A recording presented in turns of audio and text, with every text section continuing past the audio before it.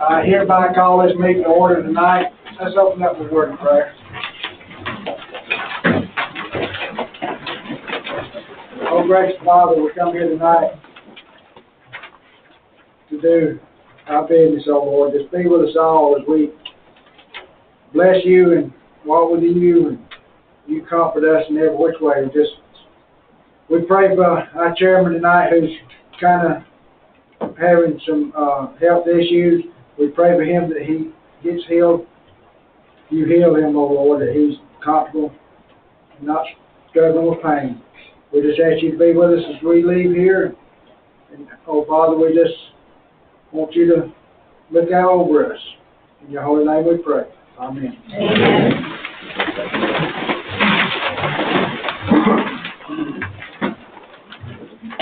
I'd like to welcome everybody tonight. I'm Kenneth Brad. I'm the vice chair. Chairman Canola Scott's not going to be here. He's had a little surgery under the weather. I'd like to introduce the board members, starting with my left. I'm not a board member. I'm the attorney, Mike Pruitt. I'm the first board member. I'm from District 5, Bruce Gandy.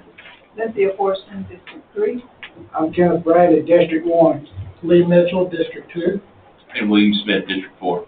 And Melissa Steen, zoning clerk. Tracy Patrick, zoning administrator. First of all, I got to open up with reading the business statement. So I'm going to read a few, then we'll get into business. As the first order of business, I am required to read a few statements regarding the zoning process. If you have any questions, I will address them once I finish. Zoning directly affects private property rights, which includes the rights of the right of the property owners to the enjoyment of the use of the property, and the right of adjacent owners and the general public not to be unreasonably harmed by specific land. Tonight is the first of two public hearings. A second will be held before the Board of Commissioners on July, what's the date? July 7th. July 7th. Excuse me. At 6 p.m. at the same location. Attendance is not required, but your attendance is recommended. As the order of business tonight, I will introduce the applicants, and then the zoning administrator will give her comments.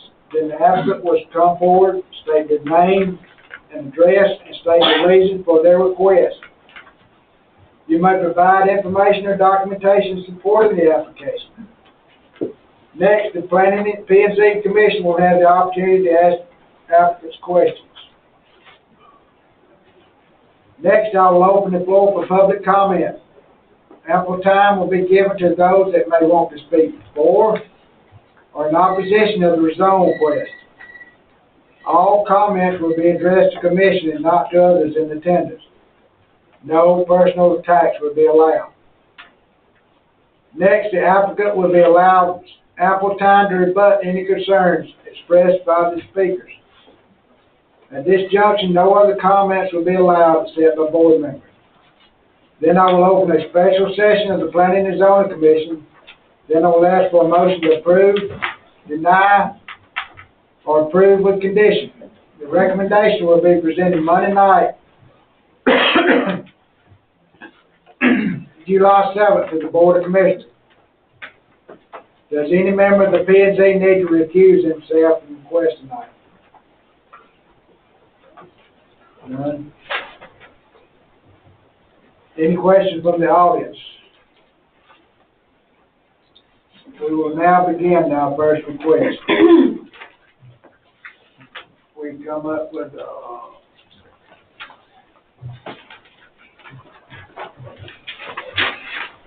Sharon Keller and Kenneth King. Tracy? They are requesting to rezone their 25.48 acres of A1 zone property to settle their parents' estate. They want to rezone a 12.74 acre portion from A1 to AR to split the acreage into a 4 acre tract and a 8.74 acre tract, and to rezone the remaining 12.74 acres from A1 to A2 to bring the property into compliance with zoning regulations. Property is located at 0 Wildcat Ridge Road in Danielsville on map 65, parcel 35 in District 4. Mr. Keller and Mr. King, y'all come forward and state your name, address, and request for rezoning.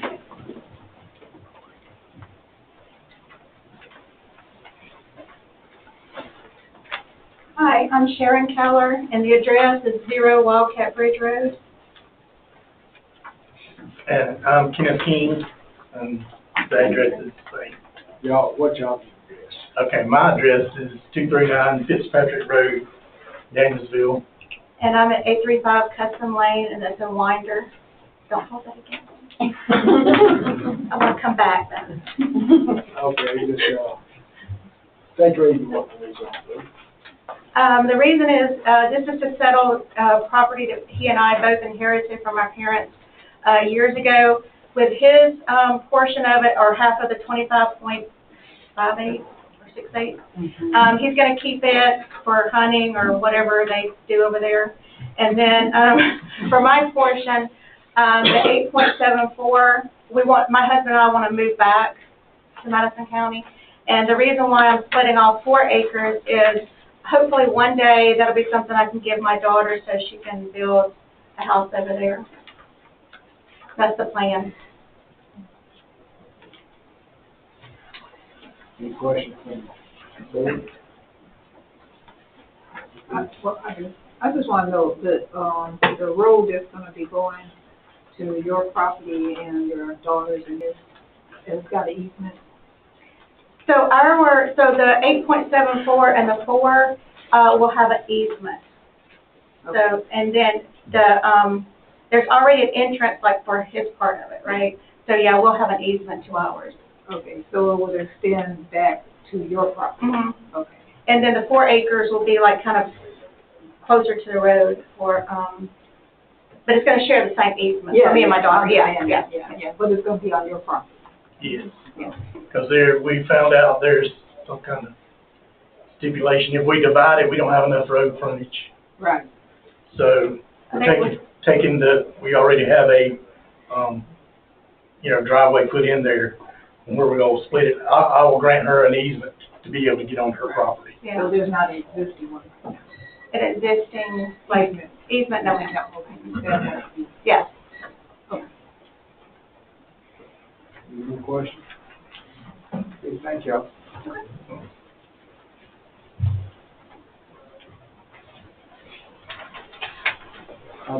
I hereby open this public hearing up to the public.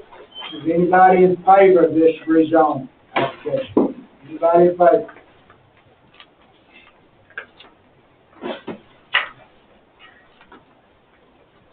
Anybody against this rezone?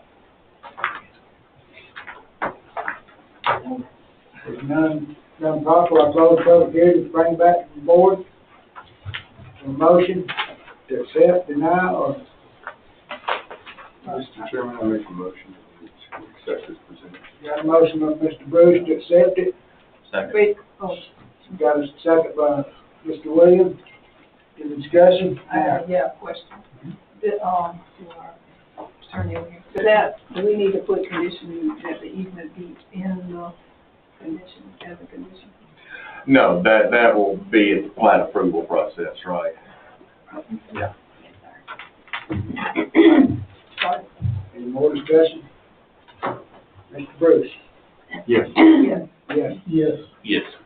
Okay, approved 5-0, so July 7th, be back here at the Board of Commissioners meeting July 7th for the next hearing.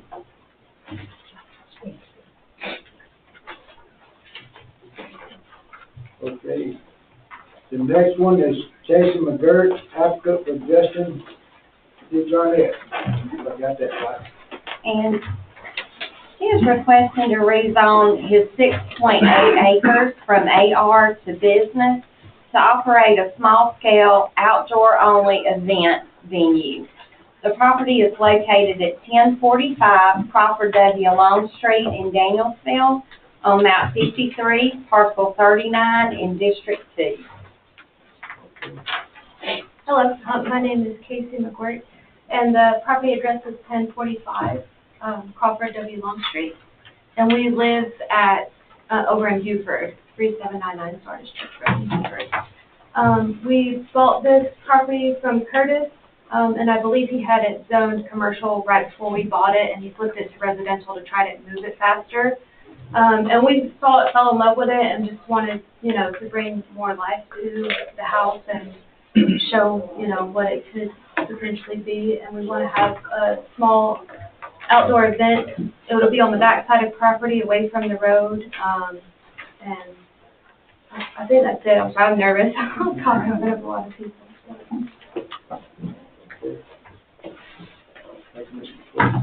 Any questions for? It's a historic house, isn't it? Yes. When was it built? The tax records say 1890, but from what I've done research, it's probably pre-Civil War. We've kind of renovated it to more of a Gothic cathedral style, and it's not going to be rented out for the events. It's just going to be showcased as a place for, if it's a small micro wedding, brides can stay in the house to have their changing and all that stuff. But that's it. We're trying to preserve the house as it is. So the business aspect will be. It's going to be outside, yes. Are you gonna have, as far as noise barriers, or how are you going to? Okay, so I yeah. know it's not really close, but. Yeah, so we have almost 7 acres, and the prettiest part of the property is towards the back where the sun sets and everything. So our only neighbor is Henry, and he's great, and I've already offered to put shrubbery up and a fence, privacy fence for him. But other than that, he's our only active, residential neighbor. And as far as noise and stuff, we'll comply with whatever the city noise ordinance is and all that stuff. I know you say micro. Maximum 50 people. Yeah, but as, it may increase. Is that something that? If it increases, then we can't hold that many people. It's just not. So what you're building is gonna only fit. Correct, yeah, we're not building anything. So if it's outdoor, they'll have to rent their own, like if they want a tent or tables and stuff, they'll have to rent their stuff. We don't want to add anything to the property. We just want to keep it natural, open, and outdoor event only. Oh, okay, so Yeah. it would be tents. Yes. You're not creating a facility. Okay. So anybody gonna be living in the residence, not no event? No, sir, no. We have it on for our taxes and stuff, as we bought it as a secondary vacation home. So it's just something we go there to enjoy it and get away from Buford because it's overcrowded. We might be permanent residents soon. So you will be living No, on ma'am. and off. Oh, on and off, correct, yeah, as a secondary vacation home, technically, that's how we did the loan, yeah. Yeah, no. I understand that. As long as we don't claim it as our primary, then it doesn't mess with our Yeah. primary house in Buford. Oh, no, I'm not worried about it. Oh, okay.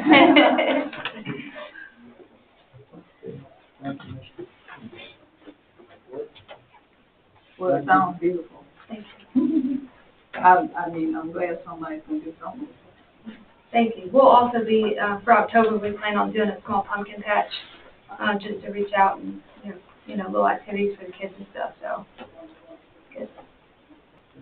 Thanks. Can I sit down? Yeah. Thank you.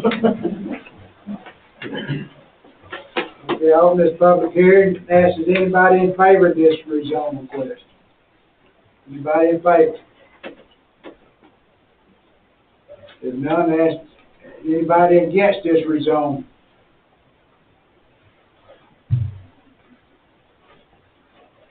If none available, I'll close the public hearing and open it up back for a motion to approve or disapprove or approve the conditions. I'll make a motion to approve. Got a motion approved? Second. Got a second, Lee. Any more discussion? Second. Yes. Yes. Yes. Yes. 5-0 to approve, so, July 7th, have another public hearing. You're not recommended to be here, you don't have to be here, but it's requested that you attend if you have any questions. Okay, thank you. It's 6 o'clock right here in this room. The next one, number 3, is Bradley Moon. Vice Chairman, I believe we can take these two items up as one vote. It's concerning adjoining property that is just crossing the street. So he's got 2 rezone applications, so is that okay with you? Yeah. Just acknowledge both at one time. So Bradley Moon is requesting to rezone his 3.89 acres from A1 to A2 to combine with 10.16 acres from his property across the road, identified as map and parcel 0042-013-01 for tax purposes. Property is located at 2304 Moons Grove Church Road in Colbert on map 42, parcel 16A in District 3. And then his second request is to rezone his 10.16 acres from A1 to A2 to combine with 3.89 acres from his property across the road, identified as map 42, parcel 16A for tax purposes. This property is located at 2435 Moons Grove Church Road in Colbert on map 42, parcel 1301 in District 3. State your name and address and the reason you want. Brad Moon, 2435 Moons Grove Church Road, and I just want to combine into one property and then put them in conservation. Thank you. Any questions for Mr. Moon? Since you're combining 2 properties, I just want to make sure the 10.16 acres has a home on it, correct?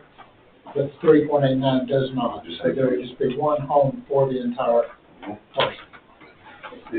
So will the whole property be included, or will you just put in certain parts? Not in, how much is going in?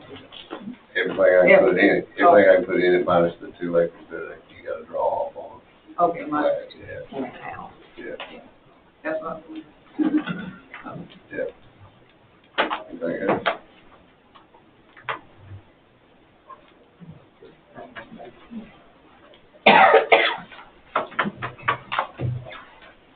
I hereby open this public hearing and all tonight, and is anybody in favor of this request? Anybody in favor? Anybody oppose this request? I hereby close this meeting and open it up to the board for approval, denial, or approval condition. I move that we approve this as submitted. Got a motion to Lee. Bruce, seconded. Any more discussion? Yes. Yes. Yes. Yes. Yes. Okay, Mr. Moon. They, both got approved, so July 7th, they have another public hearing. Number 5, Rita Croy.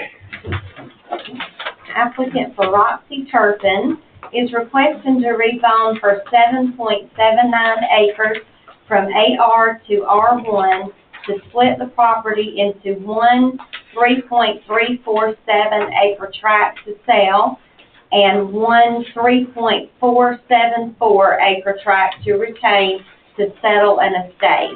The property is located at 585 Loop Road in Commerce on map 2, parcel 12 in District 1.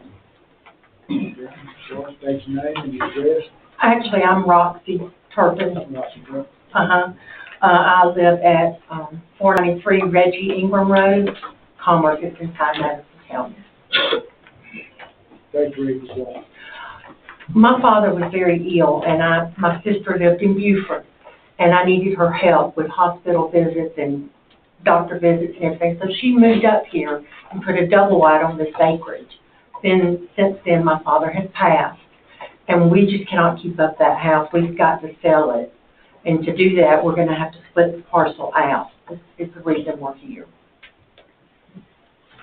Any questions?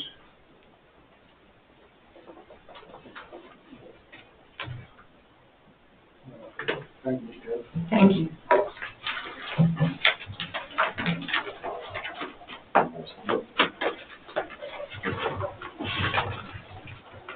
I hear open the public hearing tonight and ask is anybody in favor of this request? Anybody in favor?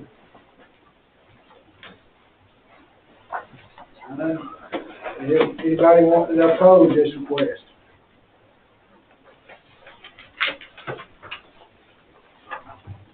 Everybody close the public hearing, bring back to the board for approval, denial, or approval condition.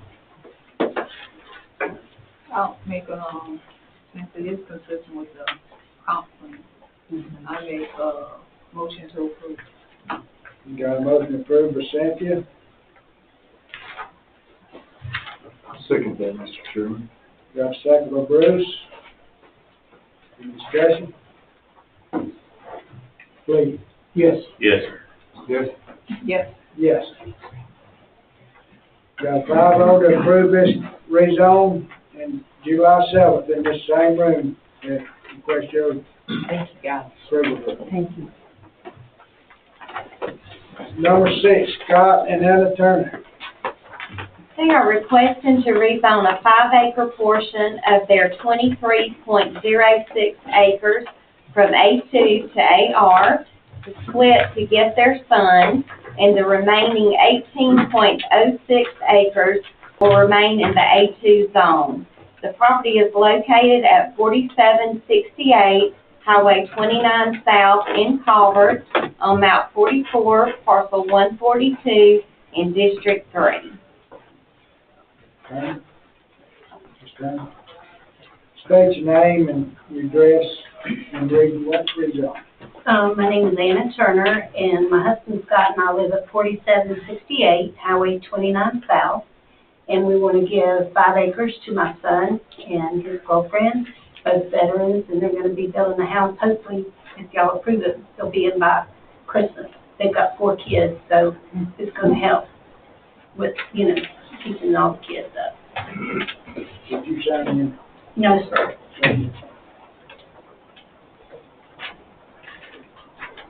And their driveway's gonna be off of Lynch Road, not 29. Any questions from Ms. Turner? Thank you. I hereby open the public hearing. Is anybody in favor of this rezone request? Anybody in favor? Anybody opposed? Hereby close the public hearing and bring back to the board for approval. Now, move to approve this request. Got approved by Lee, I'll second it. And William? Yes. Yes. Yes. Yes. Thank you, Mr. Turner, we got it approved. July 7th, they have another meeting on it, July 7th in the same room. Thank you. You want everybody to wait? Mr. Jack McCowan. He is the applicant for the Francis D. Arndt Estate, and, they are requesting a dual rezone for a 13.05 acre portion of the 436.93 acres. They want to rezone a 3 acre portion from A1 to business to split for a Dollar General store, and to rezone a 10.05 acre portion from A1 to A2 to bring it into compliance with zoning regulations. The remaining 423.88 acres will remain in the A1 zone. Property is located at 0 Highway 29 North and is also at the corner of 10 Old Wildcat Bridge Road in Danielsville on map 63, parcel 60 in District 4. Hello, my name is Jack McGowan, 4151 Ashford Dunwoody Road, Atlanta, Georgia, 30319. Could I give you all these little packets, give you a little better idea about the store and location?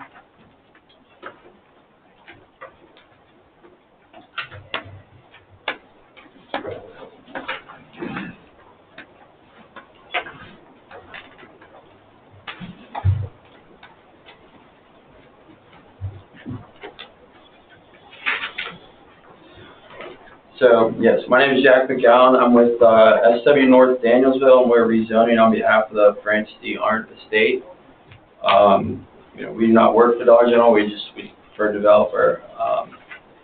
We are requesting a rezone 3 acres to business for the Dollar General and 10 to comply with the Madison County zoning.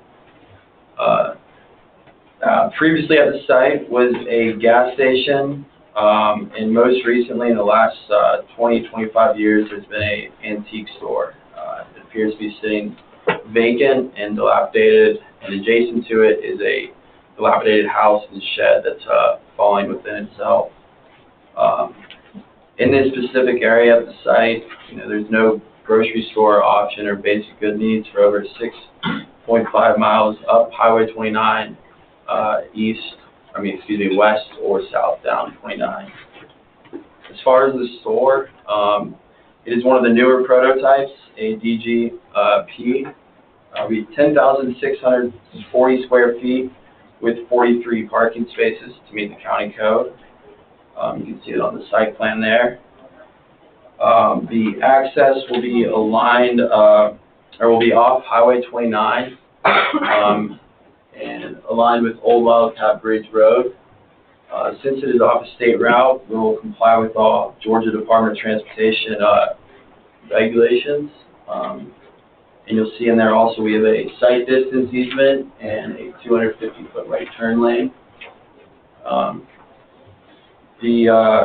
With it being a 10,640 square foot store, it allows the opportunity to have 38 coolers with fresh food sections. DG will provide goods and products that you could get at, your other grocery stores, bigger box grocery stores. They carry the 20 most popular produce and fresh meats, and then there'll be multiple aisles with your basic, home goods. As far as the architecture is going to be an earth tone brick, which you guys will see. There's kind of 2 options in that packet. We like to do a lighter earth tone brick. Will be front brick, 3 sides brick with either shutters or a brick knee wall, to look appealing. To the west of the store will remain a grassy area, as you'll see on the aerial, and just above where the septic is, it's a grassy area, and that kind of gives some space to the neighbors adjacent off Loggerhead. In the rear, we'll have landscaping and buffering for the neighbors in the rear.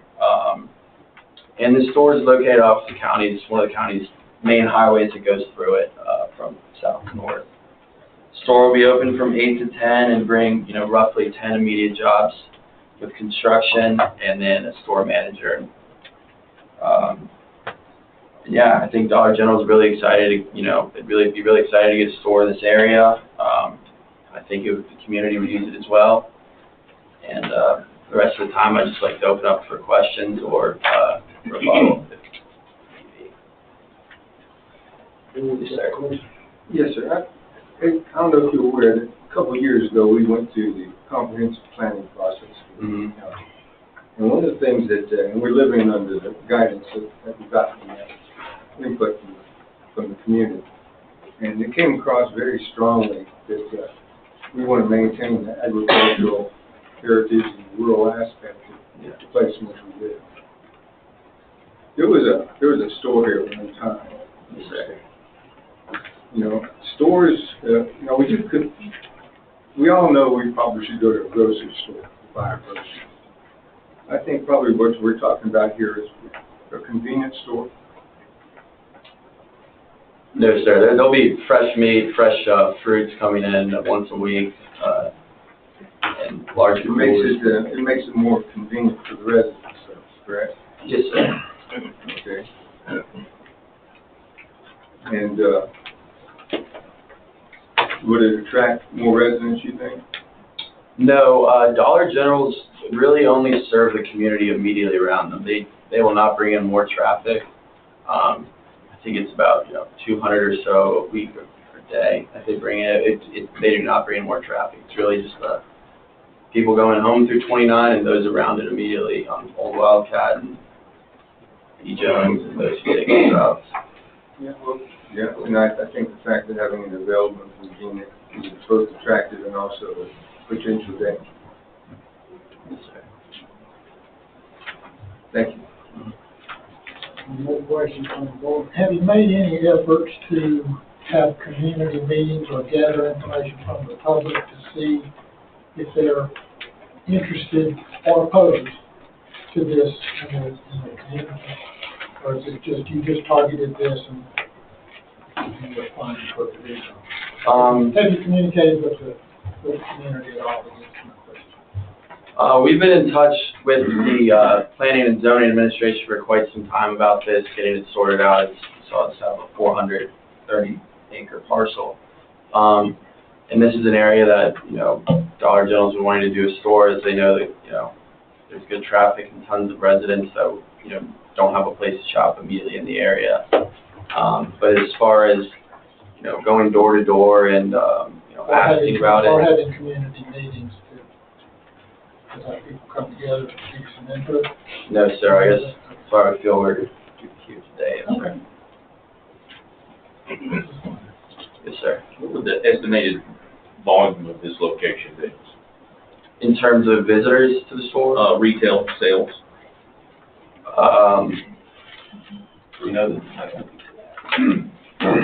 My name's Jason Fritz, so sign in real quick. I work with Jack at Sullivan Wickley. It's usually about 200 to 250 cars per day. Their store sales anywhere from $1.5 million to $2 million a year, depending on the store and how it does. So yes, that is pretty kind of a wide range, but that's how they work. Is that similar to the two stores that are located, roughly 8 miles in both directions there on 29? Yeah, I believe the one just south of here, I think that does. And I'm really not supposed to say what their sales are. It's very confidential, but they're in that range. So, and we're not supposed to know ourselves. Yeah. So don't make me friends. No, I don't blame you. I asked her to do anything. So,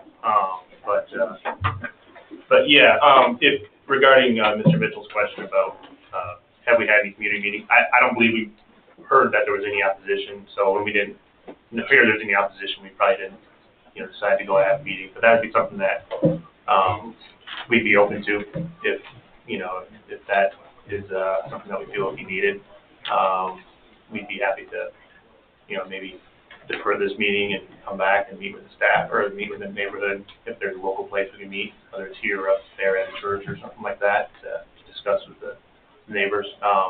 Because like I said, we didn't know there was any opposition to it, about it. So that's a surprise to other people here. It's usually a bad sign. So, but yeah, we would be happy to sit down with everybody and do that. If you'd like to defer it, we can come back and get their opinion on it and do all that. So This is gonna be the Dollar General Fresh Market, right? It's not gonna be. it's their market store.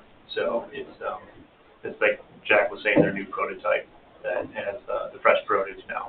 So they're starting to, I think of their 20,000 stores, they have like 7,000 of them now that they've converted to the prototype. So they're slowly going from a growing company to growing stores everywhere to going to more into maintaining and remodeling their stores.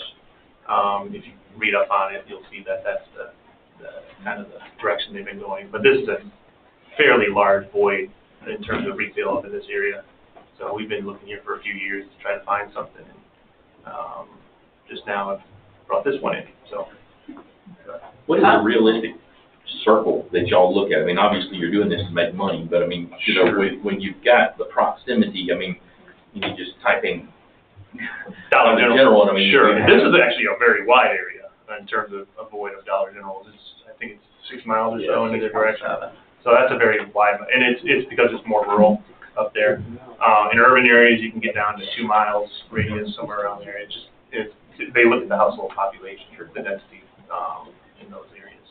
So, but they have like they can track your receipts and stuff and where your zip code is, and they know where their customers come from, and then they tell us where to go to look for a store. One other question, if I could. Sure. In this area, there's a lot of them, and obviously here in Danielsville, there's one where, I guess, and they've amortized the real estate debt, and it's time to revamp or whatnot, and then we have empty buildings. There's several in this area. Can you speak to how that is done? And then, you know, Sure. Obviously that's something the community would be concerned about. So the store, I actually did the store just south of here, about half a mile or so, and I also did the one in the southwest part of town, or the county, 5 or 6 years ago, I think it was. And the store in the south side of town, there was a store at an intersection. It was only, I think it was 8,000 square feet, so it's very small. We reload that store north a little bit, about a half a mile or so, maybe not even that much, to a better location to be able to do a larger store, to be able to provide produce and you know, wider aisles. Those old stores are admittedly very ugly and close aisles, and so they're trying to expand into larger stores to avoid that, to get away from that. So you'll see a few of them around still, but for the most part, they've been relocated into better locations. Now, I'm not trying to avoid your question. What happens to the vacant store? You know, hopefully it's I don't know. Is there anybody in that vacant store right now? Nothing. It's sitting there. Yeah. So that's the tough part. It's a tough box to fill because it's about 100 feet deep, I think. So it's hard to find a single tenant that'll go into a 100-foot deep store. Whereas this prototype is only 70 feet deep, so, or 76, and it's a lot easier to multi-tenant that building in the future. Whereas the other store was just long and narrow and kind of, that's a tough intersection too with the other stores. So, but yeah. Thanks. I just wanted to address that, 'cause that's something that we've had to come up, obviously, having multiple stores that are not occupied and what that tends to bring in. Yeah, I just passed the Deals one, where they relocated across. We didn't do that one. That was another developer, but I was like, whoa, they just went across the street here. So, but that's another one where the store is deeper than wider, and it's hard to find a big enough unit for those spots. So, Thank you. Sure. We have to look at, well, I would look at all of us really, the comprehensive plan. Plus, what are the benefits to the community? And you obviously got benefits to the community because you have fresh produce and they can go to the store and the other Dollar Generals don't have the fresh produce and all that. They're just regular Dollar Generals like the one down the street. And then we look at the future development and what this would do in the future to that area, what kind of businesses, because when we do business, then you have other people that might want to do, but even though I see there's other, like, barbecue place and other businesses, little businesses around there. So, that is the problem. And like he said, maybe, I don't know, talking with the community and having those meetings. So. Sure, yeah, and we'd be happy to do that, to explain to them. We might need to consider, but I don't know. That's Sure. what we have to look at. Yeah. The comprehensive plan and everything.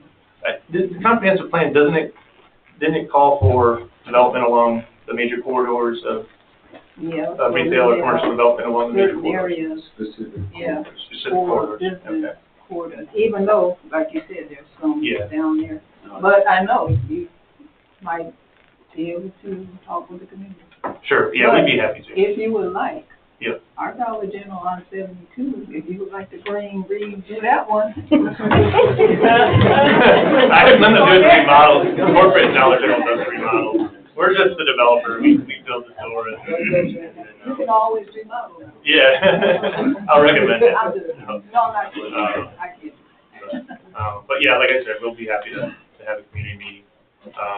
I've done them plenty of times. It'd be nice if we had a place we could meet that's a public space, that maybe somebody can help me out with, but yeah, be happy to do that. Y'all think a deferral would be fine? We request a deferral at this point, come back after we meet with the community and go from there. It's up to you. Why don't we hear from the, Sure. hear from the public Sure. and Yeah. then. Yeah, then Any you more, have any more questions? But you'll have something to go on Sure. after the community. Yeah. Thank you. Yep. Thank you. Okay, I hereby open this public hearing up to the public and ask anybody, in favor of this rezone request.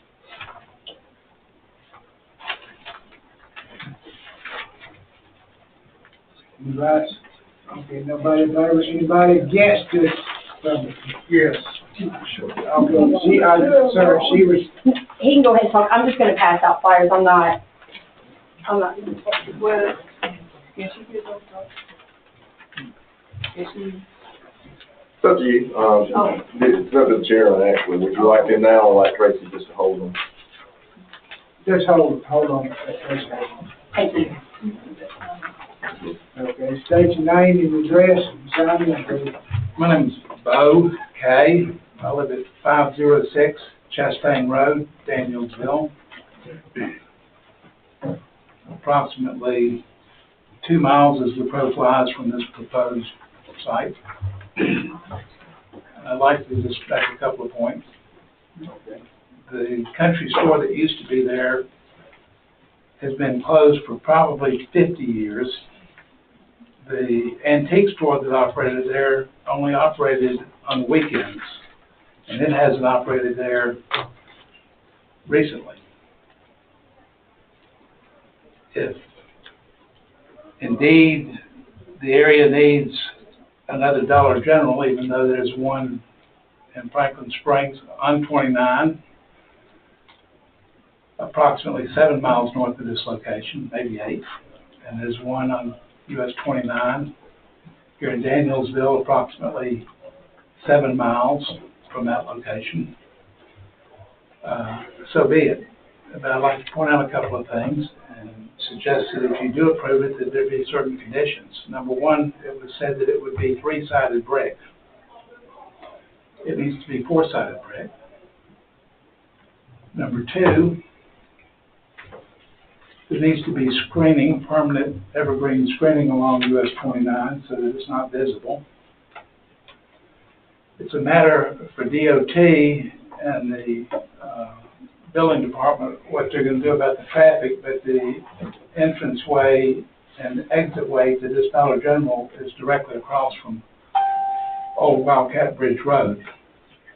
So it's just going to be a matter of time until someone is coming out of Old Cat Bridge Road onto US 29, and someone's coming out of the Dollar General on US 29, and there's a collision.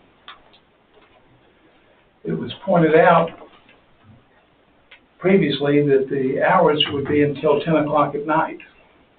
And the drawing indicates a Dollar General neon sign. I think they call it a, Highline. Permanent site. a lighted pylon sign. That's going to be discomforting to the people that live within sight of that proposed location. The residents that live there, I won't see it.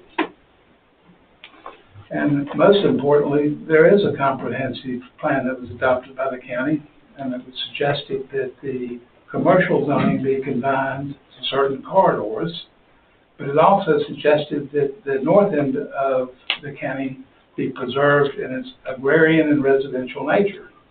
It was not contemplated by that plan that there be commercial businesses. We've got a country superette located approximately less than 1 mile from this location, and it sells milk and fresh meat and a limited amount of vegetables. In summer it sells tomatoes, cantaloupes. I bought a cantaloupe there this week. So contrary to the statement that was made, there is some fresh produce available at Country Superette, which is less than 1 mile from this location.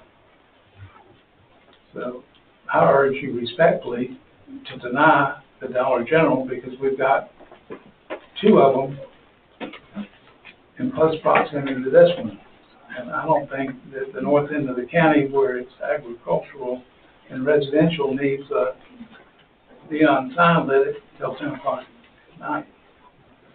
If you do recommend approval, it was stated that this would carry fresh produce, and I think that needs to be made a condition, so that we don't end up with a Dollar General like we have just south of here, where there is no produce, except maybe a few bananas. Thank you. Anybody else? Come forward, state your name, and address. Yes, sir, my name is Angie Kimsey. My address is 6517 Highway 29 North. My property is adjacent to this property. I'm not a public speaker, so I have notes, so please bear with me. I do appreciate you all and what you do for our county. I'm here tonight in strong opposition to the proposed Dollar General store site on Highway 29 North, which is between Zeb's Barbecue and the Country Superette, which we frequent often. This site is directly adjacent to my property, as I've stated. I have serious concerns about the impact that would have on our rural community. This coming October, 21 years, I've made a choice to move to this end of the county to raise my children in this rural area, where we lived in Hull, and it became very commercial, so we did make that choice to move. The area is zoned agriculture. It's been long appreciated for its peaceful and rural character. Chain stores are not compatible in this area, especially, like I said, my property is adjoined. There are 3 Dollar Generals within 7.8 miles of this said property. The one in Franklin Springs is actually 5.5 miles. The one in Danielsville is exactly 7 miles. And the one in the city limits of Isla is 7.8 miles, all from this very location. Another Dollar General this close by is definitely unnecessary and does not serve the needs of the community. As far as vegetables, if you know anything about our community, that end of the community, we grow our own. We get them from our neighbors. I don't see where the vegetable part would be a draw. Like I said, when I moved here almost 21 years ago, the gentleman next door showed up at my doorstep and said, as long as you're here and I'm alive, you don't ever need to plant a garden, because that's going to be my gift to you and your 4 children. He passed 2 months ago, so now I got to learn how to plant a garden. But we are beyond inappropriate land use. There's several safety concerns. Placing a commercial store in this specific location, there's a curve in the road and visibility is very limited. As someone who lives directly in this curve, I'm very familiar with how dangerous it is already. Lives have been lost in the last 2 months there, within 1 mile of that very place. Adding turning vehicles, especially from trailer tractors, as well as many other vehicles and commercial vehicles, will only make matters worse. As a property owner and employee of this county, I'm all in favor of helping out our tax base. We definitely need that. But for those of you that feel that this store would help our tax revenue in our county, there are better ways to generate said tax base, such as the 8 proposed businesses that will be held in the Madison County Industrial Park that's on Highway 98 across from the Double Oaks Golf Course. There are things that we are trying to do to promote our county. If groceries need to be delivered, there's Instacart. There's Kroger and there's Walmart, and they do come to us. I respectfully urge you to deny this proposal in order to preserve the rural character of our community, protect our residents' safety and our property values, and maintain thoughtful planning for future land use. Thank you for your time.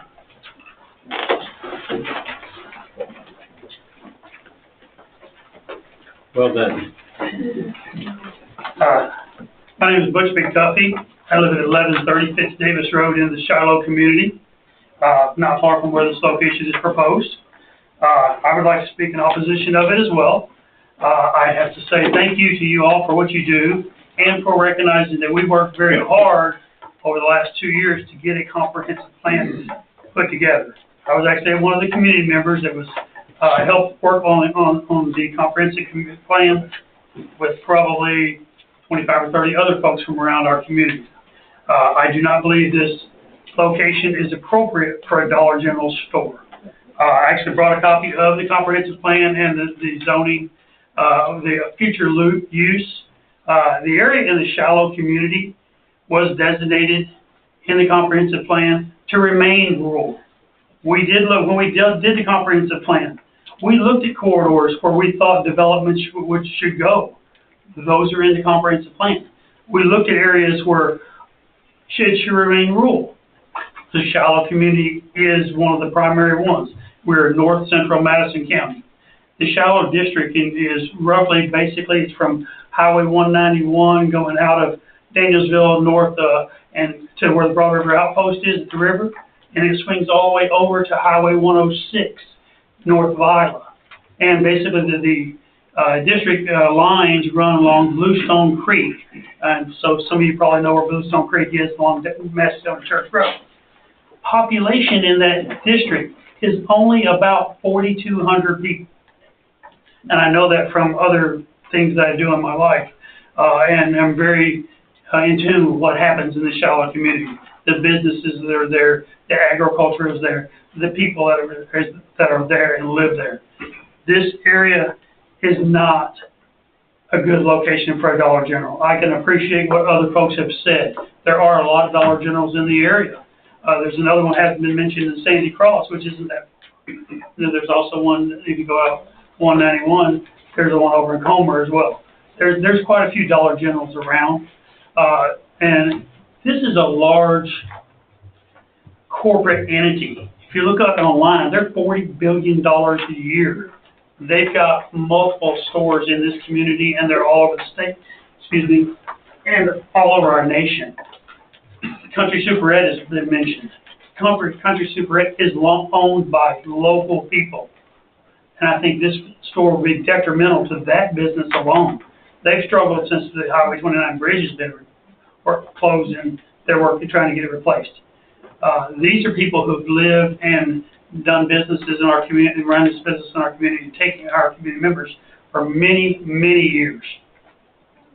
And again, I just have to urge you, thank you for what you do, but I would hope that you take the comments tonight and not approve this request.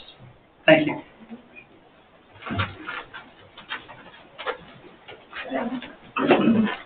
First, I want to apologize if my voice comes across scratchy or if I cough. My allergies like to show up in my throat and stuff. My name is Terry Wentz. I live on Manly Martin Road, just down the way from where this Dollar General would be built. I respectfully want to voice my opposition to this plan for 3 reasons: traffic congestion and road degradation, the statistical rise in crime that accompanies these stores, and the damage to the type of community that is being nurtured here. Dollar store expansion in rural areas has consistently led to higher demands on local infrastructure, more road wear, sewer usage, and emergency services. When you look at the road in front of this parcel, it's clear that it was not made to handle the increased delivery traffic that semi-trucks will bring. The only remedy I could see to this would be to expand the area. This road construction will cause congestion. We don't have many ways to get our children to school or ourselves to work. This construction will back up traffic and cause all of us to deal with modifying our schedules, adding even longer times to an already long commute. The second point is statistical rise in crime. It's a major concern for not just myself, but many people we've talked to. While we are tucked back a little ways, multiple other people are going to be much closer. Dollar stores are typically thinly staffed, often with only 1 or 2 employees on duty and no security presence, making them attractive targets for crime, ranging from petty theft to armed robbery. One Georgia sheriff was even quoted on a major news network as saying, "We don't call them dollar stores, we call them stop and robs." These homes immediately around the store, and even the ones off the side roads like mine, are going to be put at risk. Finally, the culture of our community will be harmed. I've lived all over this country while my husband served in the Marine Corps. Never once did I ever hear anyone say they were happy that a Dollar General opened up. Never, not once, did I hear someone say that Dollar General being by a house was why they bought it. But I have heard them say it's why they didn't. We didn't only move here because our family was here. We moved here because we saw what oversaturation of cheap commercial buildings did to areas. It robbed them of their soul. We wanted a community that was safe and felt like a community should feel. This Dollar General will not add anything good to Danielsville. It'll be the start of the end. They say they'll bring groceries, but I've been to Dollar Generals with food. It has never been a good experience. I'd rather drive to the grocery store in Danielsville proper, or even to the Ingalls, than see one of these built here. Where these stores start, the cheapening of a community begins. The crime raises, the property values drop, and the other low-value corporations start circling like vultures, eager to pick at the bones of what they see as a community eager to sell itself to the highest bidder. Please do not vote for this. Do not start the end of what we've all built with care. Thank you.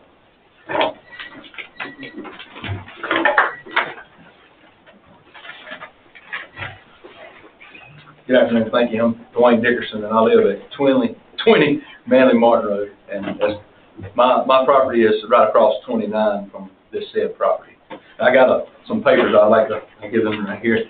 It's going to state what I'm going to talk about. I didn't want y'all to think I was.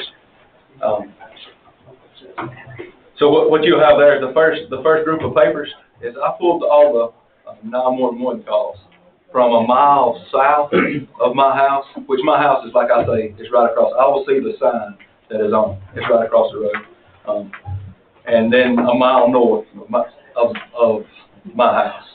We had 68 calls in the last 12 months, with a majority of these being non-criminal. We had fire, medical alarms, security checks, just stuff of that nature. And then I pulled the calls that all had to do with the Dollar Generals in our county. There were 210 of those, and a lot of those were criminal. So they're all the second page, the second stapled stack is the 210, so you can see those for yourself. So really, I just want you to just consider this, please. It's pretty quiet around the house most of the time. I've lived there for over 30 years of my life. Brought my kids back to raise them there. So I just wanted y'all to know that I'm not going to continue on. I had a lot of numbers with, in like 16 miles, and 16 miles or 19, within a 16-mile radius, there's 19 Dollar Generals within my house. So that's a lot. It's saturated. But really what I want to bring to mind is according to a 2022 study by Clemson University of Dollar Generals, any nearby property, there would be a decreased value by 16 to 21%. And you can look that up online for the Clemson University study. With that being said, the last thing we've talked about community, Shiloh is a tight-knit community. If we need something, we should tend to rely on our neighbors. That's why a lot of them here tonight. But I will ask, and it's not these men, and I'm not, but these Dollar Generals that's already in our community, what have they done for our community? What have they given to the nonprofit? Are they members of the chamber? Are they trying to give back to the communities that they serve? With that being said, I haven't seen that myself, but I would like to urge you to please take that into consideration as you vote. Again, I appreciate each one of you and what you do for our county, and thank you so much for your time tonight. Thank you.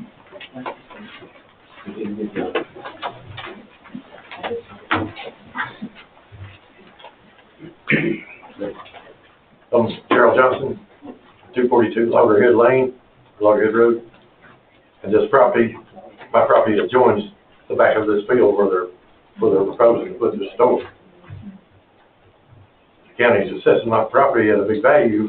I'm 60 years old now, I won't retire in a few years.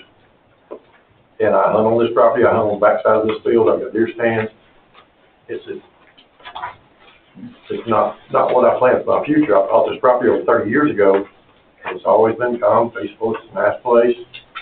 You know, great neighbors, everything's great. And, you know, it's the last thing the whole community wants is this store. And, you know, I'm just hoping that y'all can see the disapproval of it. And I don't know, I just don't see how a big corporation can come in and take something when people don't want it there, how they can put it there. You know. I don't know if I'm not a public speaker, I don't. But, you know, and I'm wondering, when it drops everybody's property value, our property value keeps going up. My property value is up, they're assessing it like $160,000 now. I've been offered $10,000 an acre, 14 acres. You know, I'm already way under the gun, you know, with what all that is. I know y'all have nothing to do with that, but if they do move in, are they going to compensate all the people for the loss of property value? You know, I mean, there's a lot of things to consider with that. That's really all I got.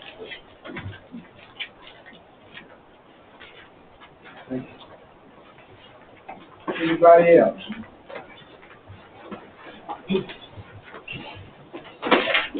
My name's Michelle Mason, and I live at 1037 Mainland Martin Road, which is a mile from where the proposed Dollar General is wanting to go.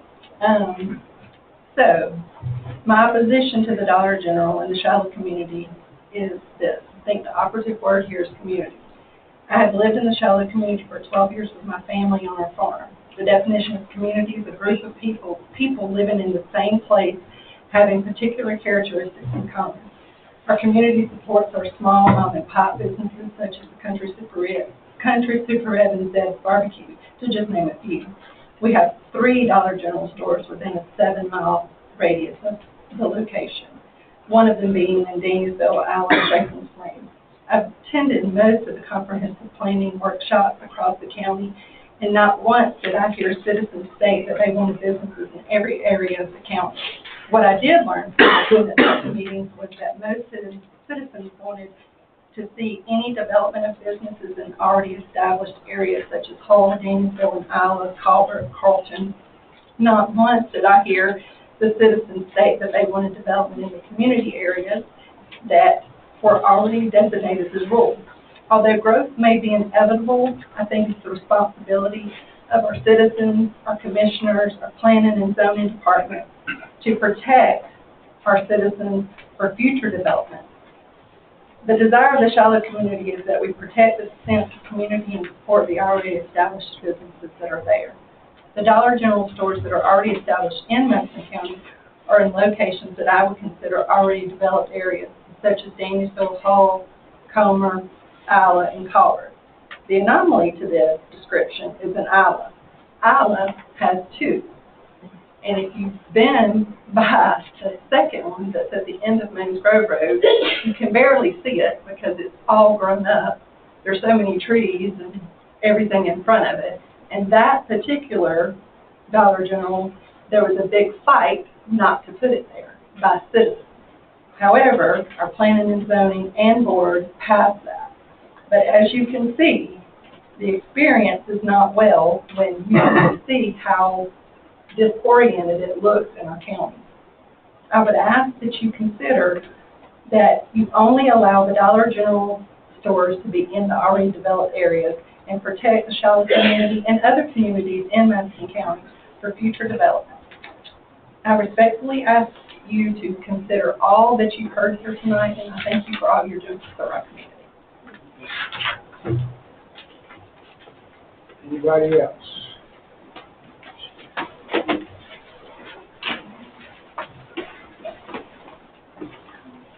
Hi, I'm Judy Roberts. I live at 355 Loggerhead Lane. I bought that property 37 years ago as a teenager. And it's quiet, it's peaceful, it's beautiful back there. I got at the end of the road for that specific reason. If this Dollar General is built right there, I'm gonna have all that noise and lights, the traffic coming in and out of Loggerhead Lane is horrendous. Like somebody else has already said, there's a fine curve. Okay, there's been plenty of times when we pulled out of our driveway going towards Danielsville, and we've nearly been hit. It got to the point where we moved our mailboxes to our side of the road because you couldn't get across the road to go to your mailbox. My son actually was hit in the side when he was trying to turn into our driveway. There's been numerous accidents just in front of our driveway. It's going to be very dangerous with the increase in traffic.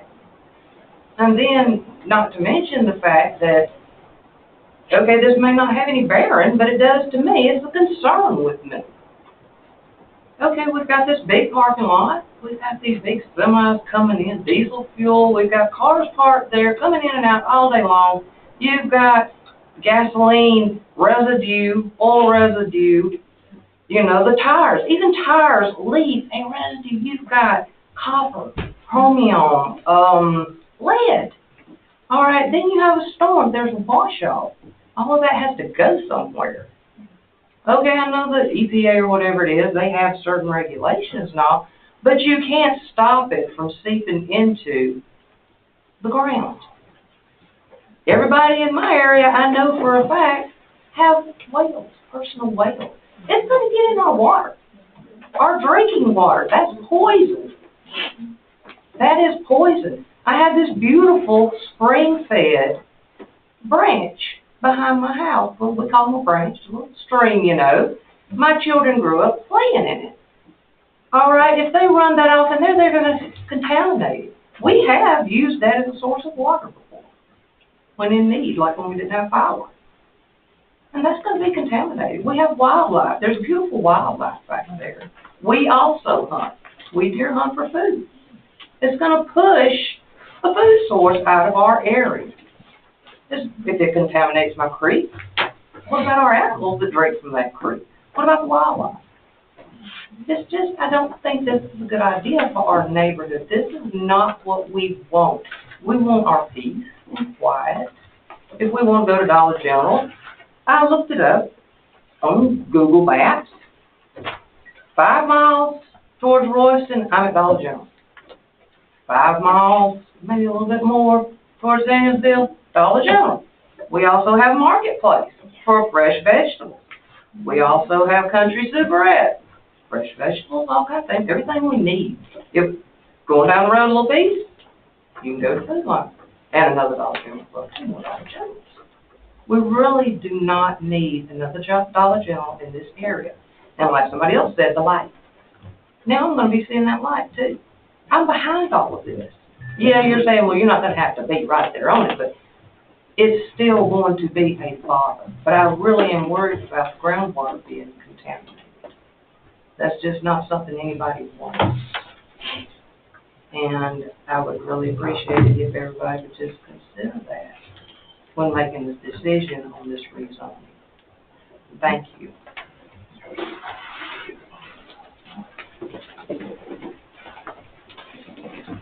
Anybody else? Okay, Mr. Graham, y'all have any rebuttal against this? I'll try to answer most of the questions. First gentleman, his question was about 3-sided brick versus 4-sided brick.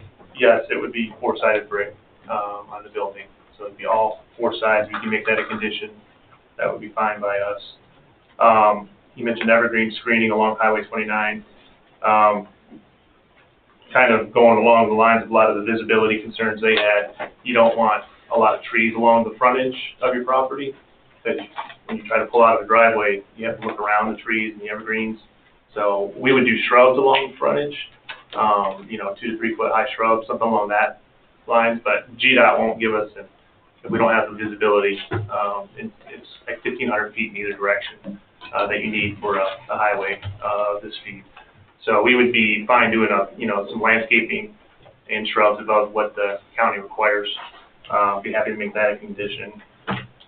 The traffic on US 29, again, the store, they don't pull people off the interstate. They're pulling customers that live locally in this, 3-4 mile radius of this area, and that's who they would serve. So it's the cars that are going to be coming in there are already driving by this area for the most part every day. So they're picking people off as they're going to work and coming home from work, and then on a Saturday or Sunday they can go out and meet some stuff to the tailgate or whatever.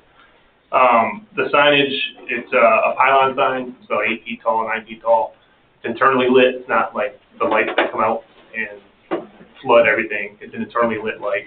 You can see there's a light diagram we put in there of our typical Dollar General store that shows kind of the light spreading that happens on a store with the parking lot lights. So you can see that.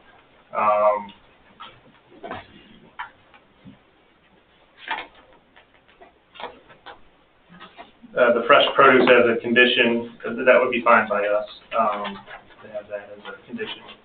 I believe it's Kinsey had a visibility curve. That was a couple of comments now about the visibility curve.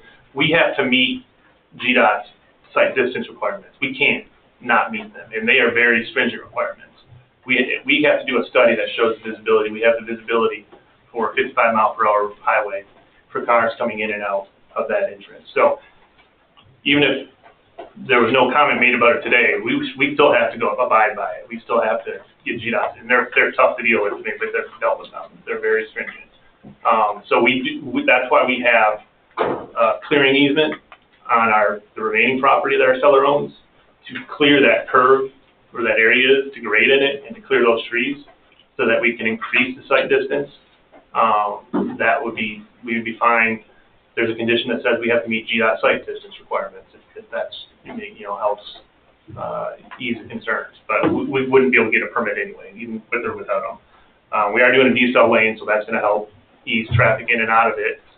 And we are aligning with Wildcat Road because that's the safest spot to put an entrance to line up with the crossroad. Because you don't want cars, we've shifted it, 50, 60 feet down, a little bit further south, and cars be turning off Wildcat Road, and potentially somebody turning left out of the DG could head on with them. So you want to have it lined up with Wildcat Road. That's the safest spot for it, for the entrance. GDOT will make us do that as well. We would have to do that. That's a requirement from them as well. Future land use, we were told that it's the highway corridors have been targeted for commercial development. So we believe that the comprehensive plan calls for that. I guess there's some argument there that maybe it isn't or maybe it does. I believe it does, obviously, but there's 5,000 cars per day on that road, maybe give or take a few hundred. So one lady was mentioning stormwater runoff. There's already 5,000 cars per day coming down that road. It's the contamination. I mean, the tires these days, I don't think they're contaminating the groundwater. They would be already if that was an issue. We also have a stormwater detention pond where all our stormwater, EPD requires us, all our stormwater goes into a large pond, extremely large pond. And then there's a water quality unit inside that pond that filters out any contaminants. So that's a requirement of Georgia State EPD. I believe the county requires it as well, but that's a requirement of ours as well. We have to have less runoff coming off the property than if it was an undeveloped property, or raw land. So we control our own stormwater on that property.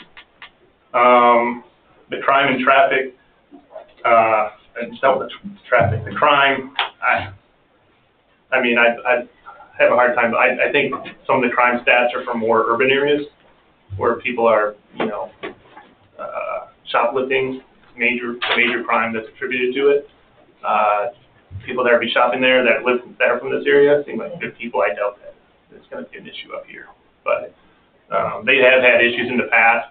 And in the last 2 years, I believe they had you could pay at the front to check out with self-pay, and now they've gotten rid of that. They're getting rid of that again because they did have shoplifting issues. So they're starting getting, having more employees in the business at the front to combat that. The decrease in property values, I've never seen a good study that shows that that's an issue.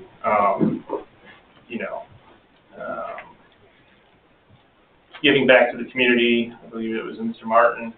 Dollar General does, they donate to the local schools, thousands of dollars a year in every school district across the country that they're in. So they do give back to the community. I can't think of their scholar program where they donate to libraries in the areas, school libraries. That's a big part of their push.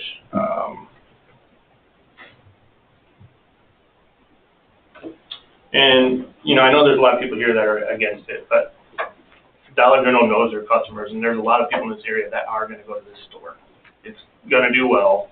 Their stores always do well. There's a lot of people that aren't here that just don't come to these type of meetings. It's going to get a lot of support. It will, likely a lot of people here will still shop at it, but it's the highest and best use. It's a busy highway, and I believe the highest and best use, and I believe the future value use plan calls for it to be commercial as well. And it used to be a gas station. I know it's ancient times, but it does have some precedence of being commercial. So, trying to think if I missed anything. One gentleman had something about 911 calls. I can't combat that. I don't know what that. I don't have access to 911 calls, so I don't know. I can't really answer that question, but that's really it. If y'all have any other questions for me, I'll be happy to answer them as best I can. I do have a question. You said something about where did you get the information about the highway corridor? The future land use map, and then from the staff. Yeah. It's in the rural conservation area, and I had told you it was in. Oh, okay. It's probably need a variance. Chicken house. But, yep. Okay, I just wanted to make sure you had the right information. Thank you. Thank you. Hereby close the public hearing. I know this board is only a recommendation. If the board of commissioners is one makes the final decision. We're just a recommendation that party only. So we can turn it down, they can approve it. Or we can approve it, they can turn it down. So we just a recommendation body only. That's how this planning zone works. Okay, I bring back to the board to make a motion to approve, disapprove, approve the condition.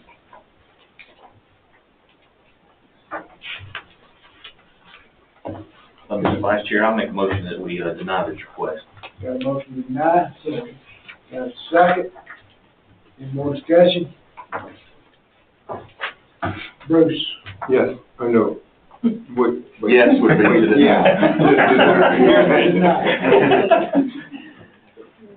Well, I understand what you want to bring to the community. I understand the community.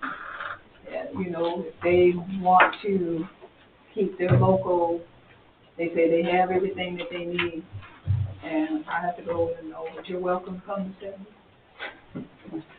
Thank you. We'll welcome you first. So you're voting yes to the motion to deny? Yes. Okay. Deny. Yes. Yes. Yes. The motion, voted 5-0 to deny this request, so still got a shot at it. You guys have it? Appreciate your time.